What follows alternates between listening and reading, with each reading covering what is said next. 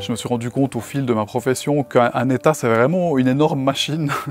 Et je trouve assez passionnant de voir qu'effectivement, eh bien, je touche à des archives qui vont de la médecine au home, en passant par les ponts et chaussées, en passant par des tas de métiers différents que l'administration renferme. Et ça, c'est quelque chose que je trouve extrêmement passionnant. Ici, on en voit un petit peu, mais on a à peu près 13 km d'archives en tout et pour tout actuellement dans notre office. Et il y a encore énormément de sujets qui sont inexplorés. J'ai régulièrement des bonnes surprises de choses qu'on retrouve, qui n'ont pas été consultées pendant des décennies, et tout à coup on remet la main dessus, et tout à coup on l'ouvre et on trouve un joli dessin ou un document qui raconte quelque chose qu'on ne connaissait pas. Je trouve dommage qu'encore beaucoup trop de gens ne savent pas que c'est ouvert au public, alors les gens ne peuvent pas venir ici où on se trouve actuellement, mais ils peuvent venir dans nos salles de lecture, ils peuvent consulter un certain nombre de choses.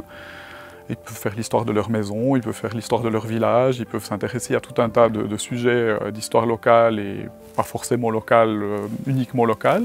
Notre mission de conserver des archives qu'on produit aujourd'hui ou qu'on produit depuis ces dernières décennies est vraiment un enjeu majeur. On a un archiviste informaticien qui travaille sur ce sujet et qui propose toute une série d'outils qui permettent de préparer et de pérenniser l'archive numérique. Il y a l'idée finalement qu'on ne conserve plus un support particulier, mais vraiment juste du contenu en fait. Et c'est ce qui sera vraiment très important au futur.